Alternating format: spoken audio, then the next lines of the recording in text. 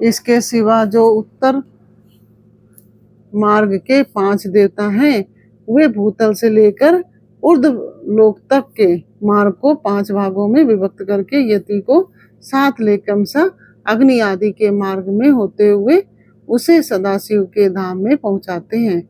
वहां देवादिदेव महादेव के चरणों में प्रणाम करके लोकानुग्रह के कर्म में ही लगाए गए हुए अनुग्रहकार देवता उन सदाशिव के पीछे खड़े हो जाते हैं।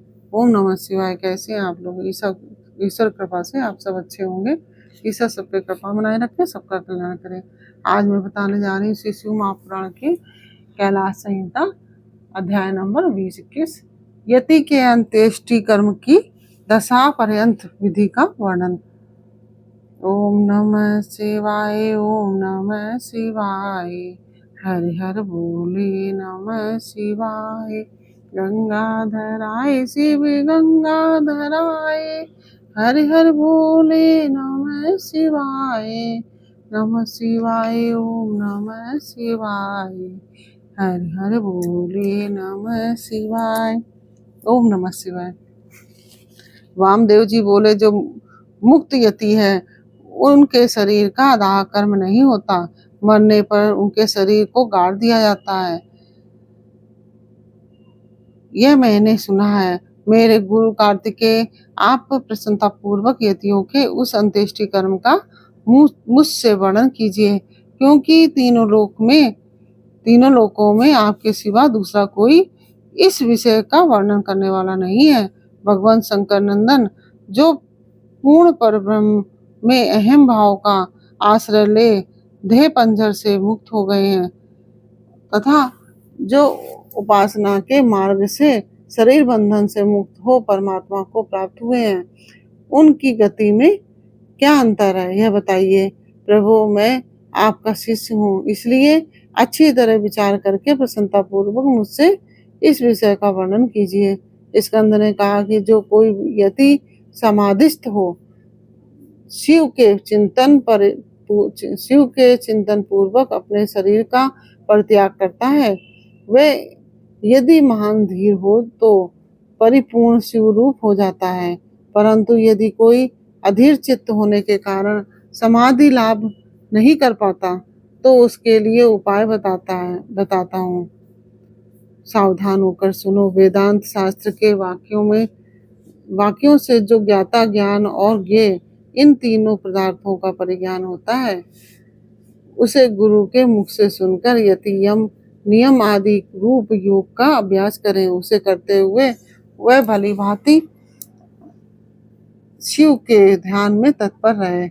मुने, उसे नित्य नियम पूर्वक प्रणव के जप और अर्थ चिंतन में मन को लगाए रखना चाहिए। मुने, यदि देह की दुर्बलता के कारण धीरता धारण करने में असमर्थ यति निष्काम भाव से शिव का स्मरण करके अपने जीर्ण शरीर को त्याग दे, तो भगवान सदाशिव के अनुग्रह से नंदी के भेजे हुए विख्यात 5 आतिवाहिक देवता आते हैं। उनमें से जो अग्नि का अभिमानी, कोई ज्योति पुंज स्वरूप, कोई दीनाभिमानी, कोई शुक्ल पक्षाभिमानी और कोई उत्तरायण का अभिमानी होता है।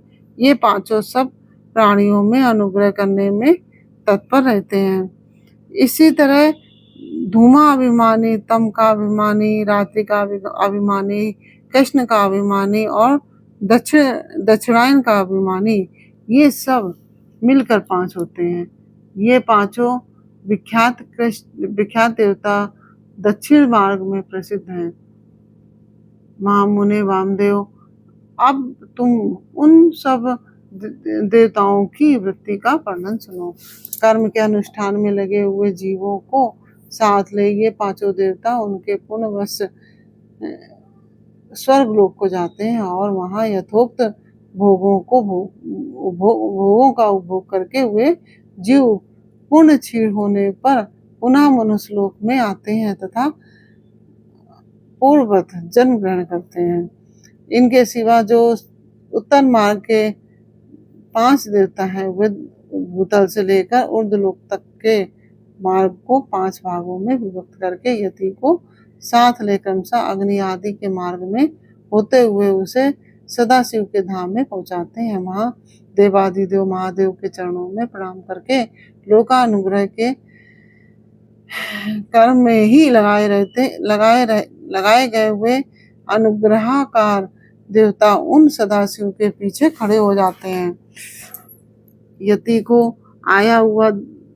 आया देखकर देवादिदेव सदाशिव यदि वह विरक्त हो तो उसे महामंत्र के तात्पर्य का उपदेश दे गणपति के पद पर अभिषिक्त करके अपने ही समान शरीर देते हैं।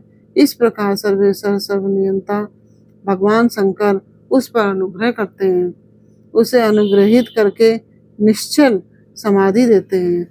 अपने प्रति दास्य भाव की फलस्वरूपा और सूर आदि के कार्य करने की शक्ति रूपा ऐसी सिद्धियां प्रदान करते हैं जो कहीं अवरुद्ध नहीं होती। साथ ही वह जगत गुरु शंकर इस यति को वह परम मुक्ति देते हैं जो ब्रह्मा जी की आयु समाप्त होने पर भी पुनरावृत्ति के चक्कर से दूर रहती है। अतः यही समष्टिवान संपूर्ण ऐश्वर्य से युक्त पद है और यही मोक्ष का राजमार्ग है, ऐसा वेदांत शास्त्र का निश्चय है। जिस समय यति मरणासन हो शरीर से शिथिल हो जाए उस समय उस श्रेष्ठ संप्रदाय वाले दूसरे यति अनुकूलता की भावना ले उसके चारों ओर खड़े हो जाएं। वे सब वहां क्रमशः प्रणव आदि वाक्यों का उपदेश दे, उनके तात्पर्य का सावधानी और प्रसन्नता के साथ सुस्पष्ट वर्णन करें तथा जब तक उसके प्राणों का लय न हो जाए तब तक निर्गुण परम ज्योति स्वरूप सदाशिव का उसे निरंतर स्मरण कराते रहें। जब यतियों का यहाँ समान रूप से संस्कार क्रम बताया जाता है, सन्यासी सब कर्मों का त्याग करके भगवान शिव का आश्रय ग्रहण कर लेते हैं, इसलिए उनके शरीर का दाह संस्कार नहीं होता और उसके न होने से उनकी दुर्गति नहीं होती। सन्यासी के शरीर को दूषित करने वाला राजा का राज भ्रष्ट हो जाता है। सन्यासी के शरीर को दूषित करने वाले राजा का राज नष्ट हो जाता है, उसके गांव में रहने वाले लोग अत्यंत दुखी हो जाते हैं। इसलिए उस दोष का परिहार करने के लिए शांति का विधान बताया जाता है। उस समय नम इरण्याय से लेकर नम अमीव केभ्य तक के मंत्रों का विनीत चित्त होकर जप करें। फिर अंत में ओंकार का जप करते हुए मिट्टी से देव यजन की पूर्ति करें। मुनीश्वर ऐसा करने से उस दोष की शांति हो जाती है। अब सन्यासी का 100 के संस्कार की विधि बताते हैं। पुत्र या शिष्य आदि को चाहिए कि यति के शरीर का यथोचित रीति से उत्तम संस्कार करें। ब्राह्मण में कृपा पूर्वक संस्कार की विधि बता रहा हूँ, सावधान होकर सुनो। पहले यति के शरीर को शुद्ध जल से नहलाकर पुष्प आदि से उसकी पूजा करें। पूजन के समय श्री रुद्र संबंधी चमकाध्याय और नमकाध्याय का पाठ करके रुद्र सूक्त का उच्चारण करें। उसके आगे शंख की स्थापना करके शंखस्थ जल से यति के शरीर का अभिषेक करें। सिर पर पुष्प रखकर प्रणव द्वारा उसका मार्जन करें। पहले के कोपिन आदि को हटाकर दूसरे नवीन कोपिन आदि को धारण कराएं। फिर विधि पूर्वक उसके सारे अंगों में भस्म लगाएं। विधिवत त्रिपुंड लगाकर चंदन द्वारा तिलक करें। फिर फूलों और मालाओं से उसके शरीर को अलंकृत करें। छाती, कंठ, मस्तक, बाह, कलाई और कानों में क्रमशः रुद्राक्ष की माला के आभूषण मंत्रोच्चारण पूर्वक धारण कराकर उन सब अंगों को सुशोभित करें। फिर धूप देकर उस शरीर को उठाएं और विमान के ऊपर रखकर ईशान आदि पंच ब्रह्ममय रमणीय रथ पर स्थापित करें। आदि में ओंकार से युक्त 5 सद्योजात आदि ब्रह्म मंत्रों का उच्चारण करके सुगंधित पुष्पों और मालाओं से उस रथ को सुसज्जित करें। फिर नृत्यवाद तथा ब्राह्मणों के वेद मंत्रोच्चारण की ध्वनि के साथ ग्राम की प्रदक्षिणा करते हुए उस प्रेत को बाहर ले जाएं।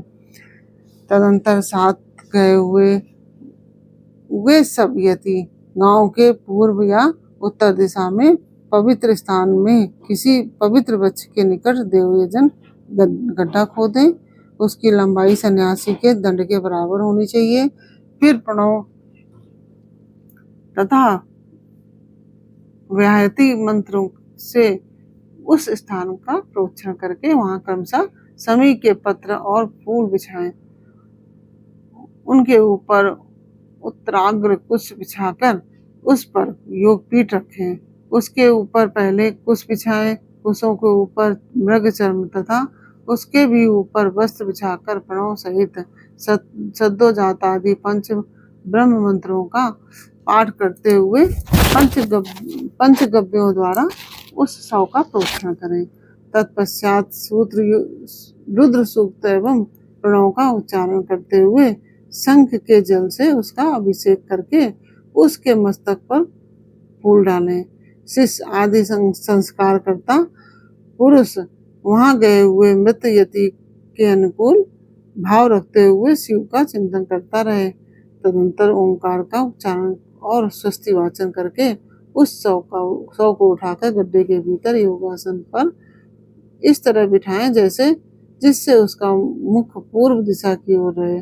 फिर चंदन पुष्प से अलंकृत करके उसे धूप और गुलगुल की धूप दें, गुलगुल की सुगंध दें। इसके बाद विष्णु हव्यमिदं रक्षस्व ऐसा कहकर उसके दाहिने हाथ में दंड दें और प्रजापते न त्वे देतान्यो इस मंत्र को पढ़कर बाएं हाथ में जल सहित कमंडलू अर्पित करें। फिर ब्रह्म यज्ञानम प्रथमम इस मंत्र से उसके मस्तक का स्पर्श करके दोनों भुवों के स्पर्श पूर्वक रुद्र सूक्त का जप करें। तत्पश्चात मानो महांत मुत इत्यादि 4 मंत्रों को पढ़कर नारियल के द्वारा यति के शव के मस्तक का भेदन करें। इसके बाद उस गड्ढे को पाट दें। फिर उस स्थान का स्पर्श करके अनन्य चित्त से 5 ब्रह्म मंत्रों का जप करें। तदंतर यो देवानाम प्रथमम पुरस्तात से लेकर तस्य प्रकृतिलीनस्य या परासा महेश्वर तक नारायणोपनिषद के मंत्रों का जप करके संसार रूपी रोग के भेषण सर्वज्ञ स्वतंत्र तथा सब पर अनुग्रह करने वाले उमा सहित महादेव जी का चिंतन एवं पूजन करें। पूजन की विधि यूं है, 1 हाथ ऊंचे और 2 हाथ लंबे चौड़े एक पीठ का मिट्टी के द्वारा निर्माण करें। फिर उसे गोबर से लीपें। वह पीठ चौकोर होना चाहिए। उसके मध्य भाग में उमा महेश्वर को स्थापित करके गंध अक्षत सुगंधित पुष्प बिलपत्र और तुलसी दलों से उसकी पूजा करें। तत्पश्चात प्रणव से धूप और दीप निवेदन करें। फिर दूध और हविष्य का नैवेद्य लगाकर 5 बार परिक्रमा करके नमस्कार करें।